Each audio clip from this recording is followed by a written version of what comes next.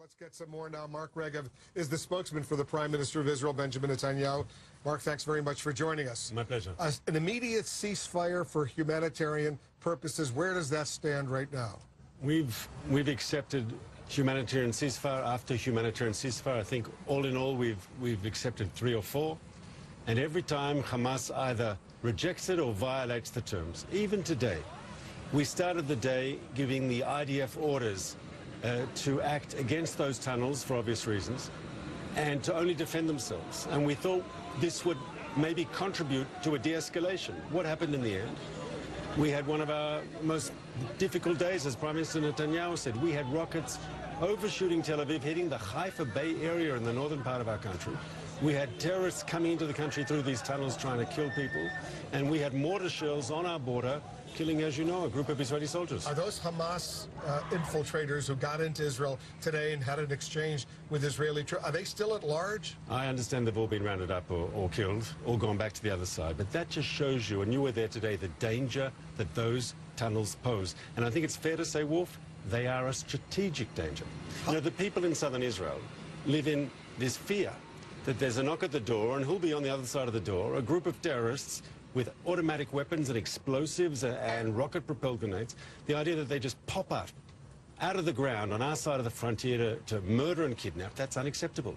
And that's why we're working so hard to destroy all these tunnels. There seems to be a real rift or strain between the Obama administration, the President of the United States, and the Prime Minister of Israel right now over the terms for a ceasefire. You read the Israeli media, the Israeli press, you see some of the stuff that's been written about the Secretary of State, John Kerry, which is pretty awful right now. What's going on? Well, first of all, unlike most of our neighbors, the Israeli government does not control our press, and you have to ask journalists why they write But they're things. getting this from Israeli officials. They're not getting it from us.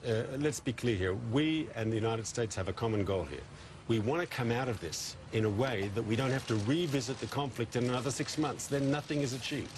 We want to come out of this with a sustained period of peace and quiet.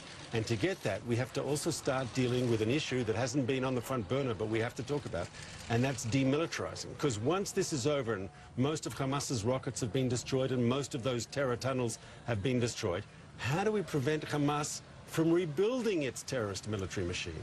And that can only be done through concerted international action, international cooperation. We have to act to bring about a demilitarized Gaza Strip. Well, how far apart is Israel right now from the U.S., Prime Minister Netanyahu, and the Obama administration when it comes to the terms for a ceasefire? Well, we heard both from President Obama and today from Secretary Kerry they support the principle of demilitarization, because that's crucial. I mean, once again, we don't want to go through this sort of crisis all again 6 months from now. And we have to make sure that the Iranians and the Qataris and the others don't send rockets to Hamas, that we seal off the Gaza Strip so it won't get that sort of weapons. We have to make sure that money that is donated to support the people of Gaza goes to the people of Gaza and isn't siphoned off to support this Hamas military machine. That's going to be difficult. It's not going to be easy. Hamas is not going to voluntarily give up its terrorist military machine, but we, through concerted international action, must make it happen. So it looks like the fighting, at least for the time being, is going on. You know, we tried to de-escalate today. We really made a sincere effort, and in the end, it blew up in our face with Hamas launching attack after attack. Israel is ready to de-escalate. The question is Hamas. Mark Lerner, the spokesman for the Prime Minister of Israel.